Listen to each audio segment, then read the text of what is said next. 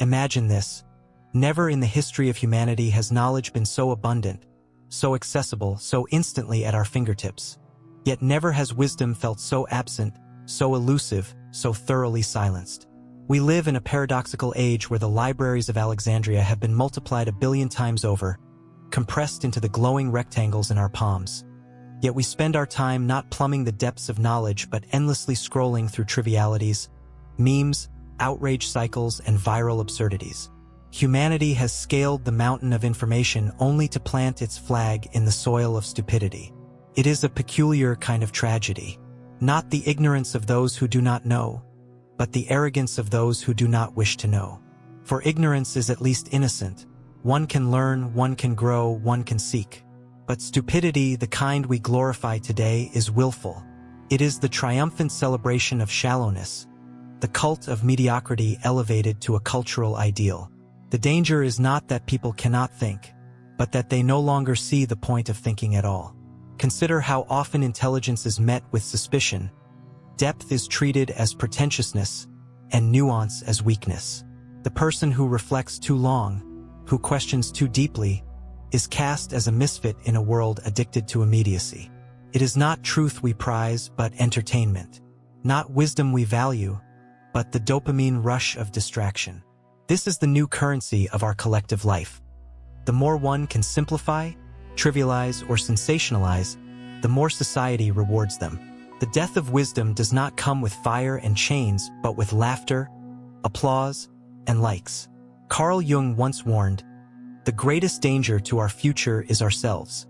He did not mean merely our weapons, our politics, or our technology, but the darker truth that our collective psyche, if seduced by shadow and illusion, could destroy itself willingly. What Jung feared is precisely what we see. A society eager to drown in its own noise, terrified of silence, allergic to reflection. Look around. The cult of celebrity has replaced the respect once afforded to thinkers and teachers. We once looked to sages, philosophers, and prophets to guide us. Now we turn to influencers, viral comedians, and lifestyle gurus. The shift is not trivial. It is the reorientation of human aspiration, from wisdom as the highest calling to popularity as the ultimate prize. A shallow metric has supplanted a profound pursuit.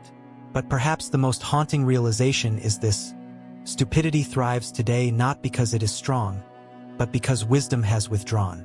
The voices of genuine insight have been drowned out not by argument but by sheer volume. Screaming headlines, endless notifications, and 1,000,000 competing distractions. The wise have not disappeared. They have merely been exiled to the margins, speaking in whispers while the crowd cheers the jester. And here lies the question that gnaws at the heart of our age. Why do we glorify what debases us? Why do we celebrate the shallow while silencing the deep? Is it simply laziness? Or is it something far more sinister? The unconscious desire to escape the terror of wisdom itself. For wisdom demands responsibility. Wisdom confronts us with truths we would rather ignore. It holds up a mirror, revealing not just the world as it is but ourselves as we are. And in that reflection, many prefer the comfort of delusion to the agony of recognition. This is the death of wisdom. Not its assassination but its abandonment.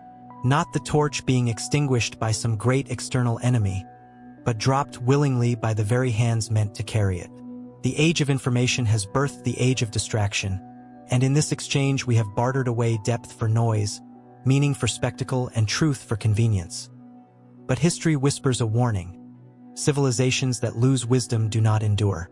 They may prosper for a season, intoxicated by their own trivialities, but sooner or later the void beneath swallows them whole. We stand now on that precipice, staring into the abyss of our own making.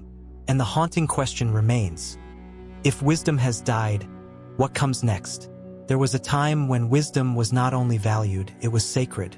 The ancient world, though lacking our technologies, our databases, our instantaneous access to information, placed the wise at the summit of human aspiration. The philosopher, the sage, the mystic, the elder, they were revered not because they entertained, but because they illuminated. Their role was not to distract the masses but to anchor them, to remind humanity of its place in the cosmos and of the duties demanded by existence. Consider Greece, where Socrates walked barefoot through the agora, questioning the assumptions of the powerful and the ordinary alike. His wisdom did not consist in offering comforting answers, but in unsettling questions. To recognize one's ignorance was, for him, the beginning of wisdom, and for this gift, society condemned him to drink poison. Yet even in death, his example lit a fire that would burn through the centuries. Or think of ancient China, where Confucius taught that the highest virtue lay not in the accumulation of wealth or status, but in the cultivation of character. The wise ruler was not the one who conquered most lands, but the one who governed with harmony and justice. Knowledge was tethered to moral responsibility. Wisdom was inseparable from virtue. The Hebrews revered their prophets, who often stood alone against kings and nations, speaking truths no one wished to hear. Their wisdom was not entertainment but warning, not popularity but burden. And in India, sages withdrew into forests and caves, not to escape reality but to probe its essence. They emerged with insights about the nature of consciousness itself, truths that resonate to this day. What unites these ancient traditions is the recognition that wisdom was rare, costly, and essential. It was not simply the accumulation of facts or cleverness of speech. It was an attunement to the deeper order of life, a capacity to see beyond the surface, to endure silence, to confront suffering without flinching. And societies, however imperfectly, understood that without such anchors, they would drift into chaos. Contrast this with the modern ethos. The very word philosopher has been emptied of its dignity, reduced to an academic specialization, often treated as irrelevant to the real world. Elders, once repositories of life's hard-won lessons, are sidelined in cultures obsessed with youth, novelty, and speed. Where ancient peoples turned to sages for counsel, we turn to algorithms, feeds, and trending hashtags. The decline is not accidental. It is the product of a historical shift that began with the rise of materialism and utility as the highest measures of value. The Enlightenment, with all its brilliance, also sowed the seeds of this dislocation. Reason was exalted, but wisdom, something larger, something transcendent, was quietly displaced. Knowledge became power, but not necessarily moral guidance. Science advanced spectacularly, but the question of meaning was pushed aside. Arthur Schopenhauer, reflecting on this loss, once wrote, "The wise have always said the same things, and fools, who are the majority, have always done just the opposite."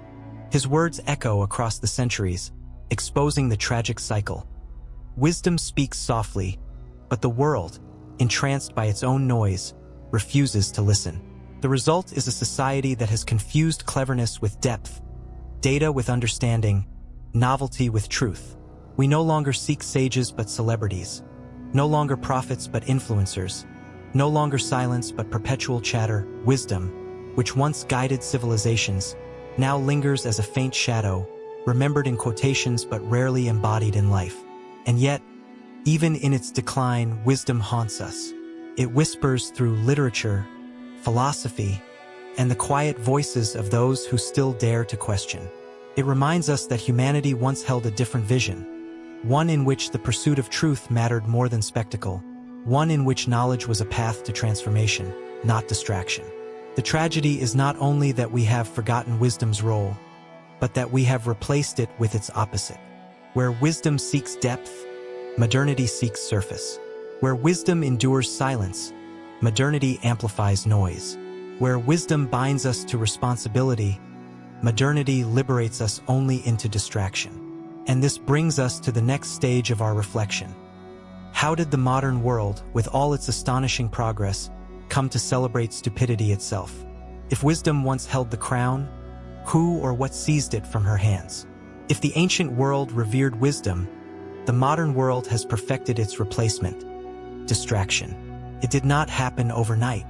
The dethroning of wisdom was not the result of a single war or revolution, but of a subtle and relentless shift: the rise of mass media, industrial consumerism, and the commodification of human attention.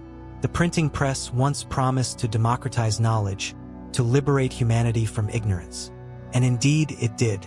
But with the emergence of newspapers, then radio, then television, then the endless stream of digital platforms, something remarkable occurred. Knowledge was no longer pursued as an end in itself but packaged, sold, and consumed like any other product. Truth became entertainment, and entertainment became truth. The 20th century witnessed the first grand experiment in distraction: television. A medium capable of educating the masses was swiftly transformed into an apparatus of perpetual amusement. The philosopher Neil Postman captured it succinctly when he warned that we were not marching into Orwell's nightmare of censorship, but into Huxley's nightmare of amusement, where people would not rebel against tyranny because they would be too distracted to care. Aldous Huxley himself foresaw this fate when he wrote, "The victim of mind manipulation does not know that he is a victim. To him, the walls of his prison are invisible, and he believes himself to be free." What Huxley described has become the architecture of our age. The walls are not made of iron but of pixels. The chains are not forged from steel but from dopamine. Platforms designed to connect us now compete to fragment us. Algorithms, tuned with surgical precision, know that outrage spreads faster than reason, that laughter drowns out silence, that spectacle eclipses depth. And so they serve us what keeps us hooked, not what sets us free. Consumerism sealed the fate. The marketplace does not thrive on wisdom, for wisdom encourages restraint, reflection, and discernment. It thrives on stupidity, the impulse to buy, to click, to consume without thought. A wise person is a poor customer, but a distracted person, a shallow thinker, a compulsive consumer, this is the ideal subject of late capitalism. The economic machine depends on our willingness to trade substance for appearance, durability for novelty, and meaning for pleasure. Consider the shift in cultural heroes. The scientist, the philosopher, the artist who once stood at the pinnacle of aspiration has been replaced by the reality television star, the viral influencer, the entrepreneur who markets not a product but themselves. Their power lies not in depth but in visibility, not in wisdom but in spectacle. They are the high priests of distraction, embodying the values of a world that confuses popularity with significance. This machinery of distraction does more than entertain. It reprograms. It trains us to tolerate only the shallow and the quick. We no longer read, we skim. We no longer listen, we scroll. We no longer think, we react. To sit quietly with a complex thought now feels like a burden, even an act of rebellion. Silence is awkward, depth exhausting, nuance intolerable. The cultural shift is so complete that stupidity is no longer merely tolerated. It is celebrated. The outrageous, the simplistic, the absurd are elevated to the front page, not despite their emptiness but because of it. For emptiness is easy to consume. And in this consumption, wisdom is not debated but simply forgotten. The tragedy is that distraction disguises itself as freedom. We believe ourselves liberated, able to choose from infinite entertainments, infinite voices, infinite spectacles. But choice without depth is no freedom at all. It is paralysis. We drown in abundance yet starve for meaning. Thus, the modern glorification of stupidity is not a spontaneous accident. It is the natural outcome of a system that profits from our ignorance, a machinery that thrives when we do not think. And in this machinery, the death of wisdom is not only a cultural loss, it is an economic necessity. But what does this glorification do to us, not just to culture, but to the very core of the human being? What happens to the soul of man when wisdom is exiled, when truth is replaced by noise? That is the next descent we must confront. When wisdom is silenced and stupidity is glorified, the consequences do not remain at the level of culture alone. They sink deeper into the marrow of human existence, corroding the psyche and hollowing out the soul. For what is wisdom, if not the compass that gives suffering meaning, joy its depth, and life its coherence? And what is stupidity, if not the surrender of that compass, the willingness to drift without direction, intoxicated by trivial pleasures while the abyss yawns beneath? The glorification of stupidity is not harmless amusement. It is a slow spiritual decay. A society that mocks seriousness and sanctifies distraction teaches its people to flee from the very experiences that make them human. Struggle, reflection, silence, confrontation with mortality. Instead of confronting the pain and beauty of existence, we anesthetize ourselves with endless noise. This is why modern man, though surrounded by abundance, is plagued by emptiness. Depression, anxiety, and the sense of futility have become epidemics not despite progress but because of it. We have lost the structures of wisdom that once taught us how to endure suffering with dignity, how to transform pain into meaning. Without these structures, suffering becomes unbearable, stripped of purpose. And so, in the absence of wisdom, despair becomes the default state.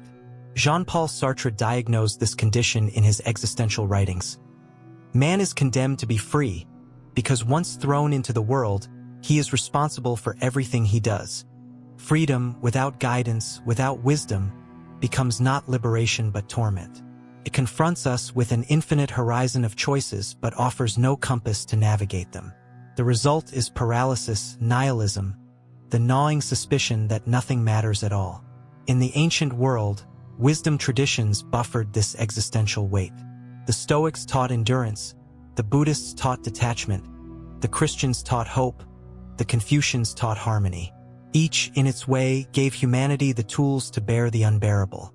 But in a world that celebrates stupidity, these traditions are either forgotten or reduced to shallow slogans. What remains is a hollow shell, coping mechanisms without depth, entertainment without meaning, pleasure without satisfaction.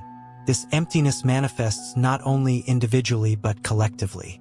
When wisdom withdraws, society itself loses coherence.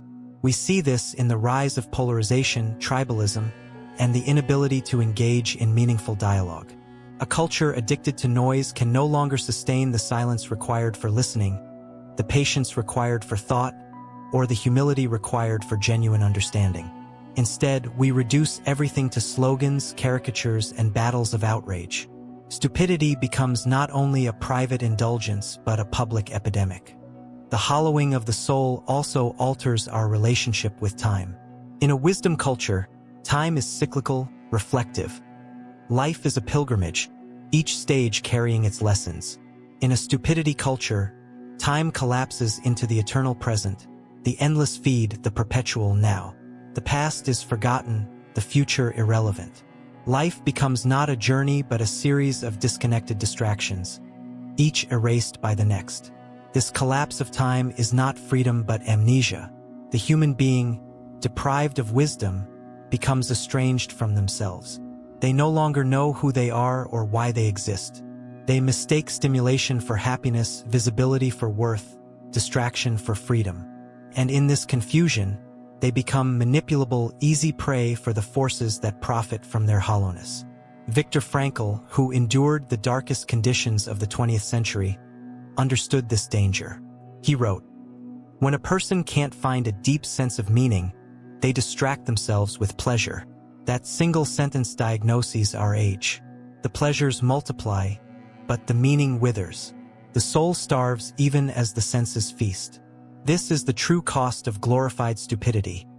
Not laughter, not entertainment, not harmless fun, but the systematic erosion of humanity's inner life.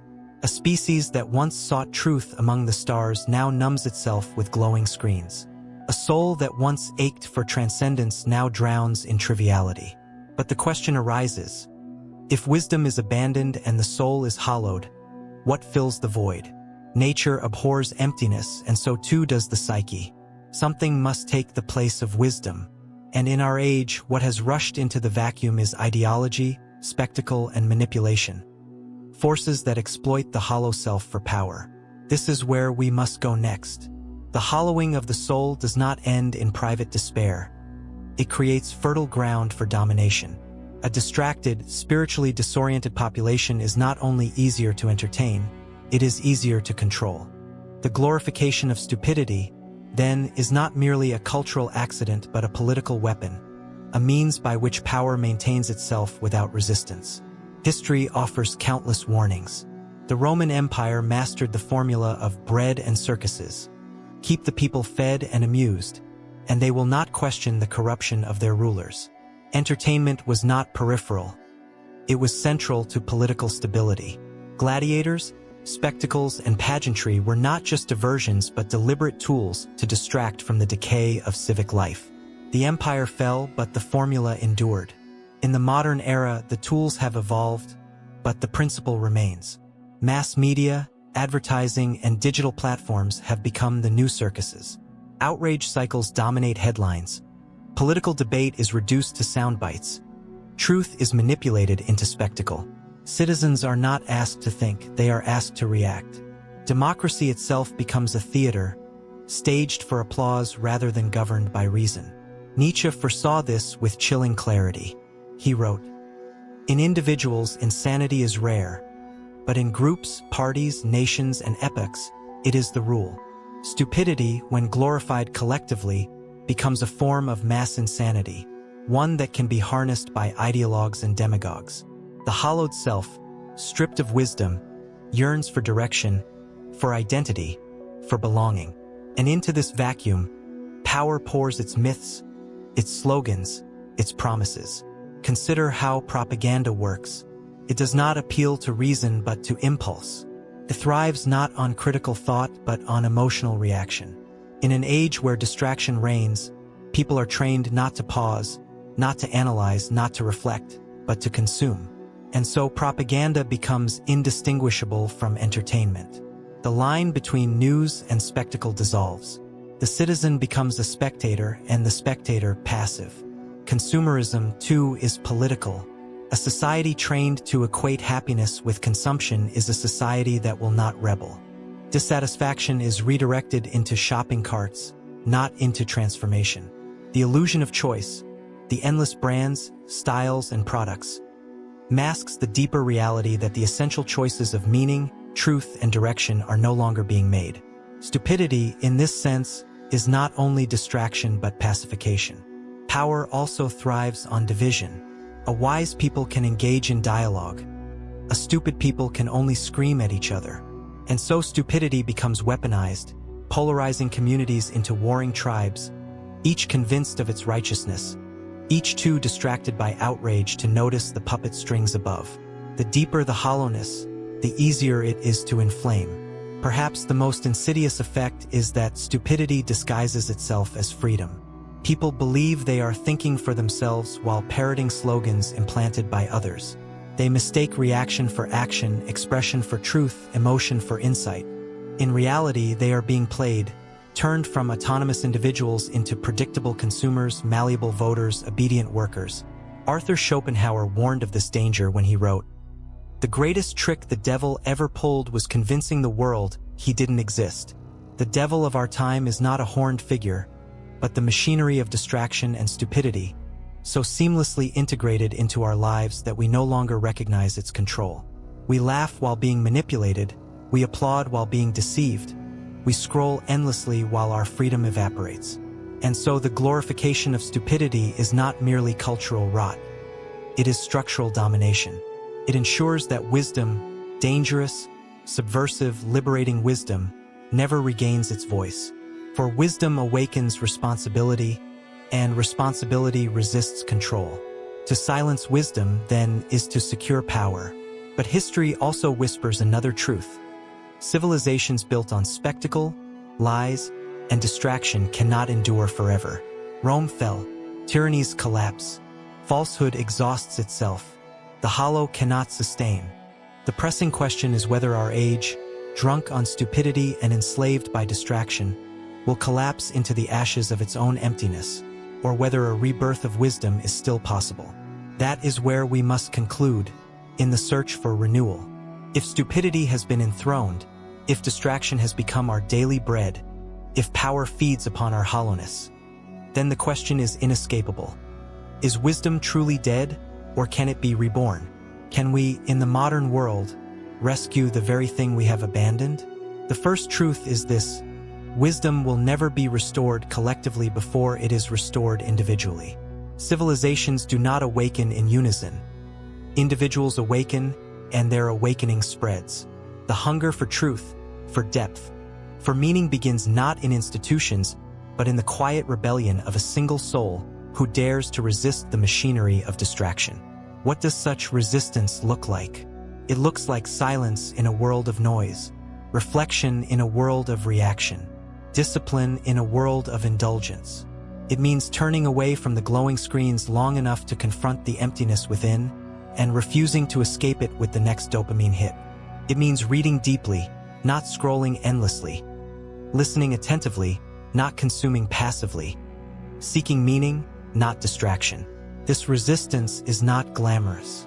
It will not be celebrated. To pursue wisdom today is to become, in a sense, a stranger in your own age.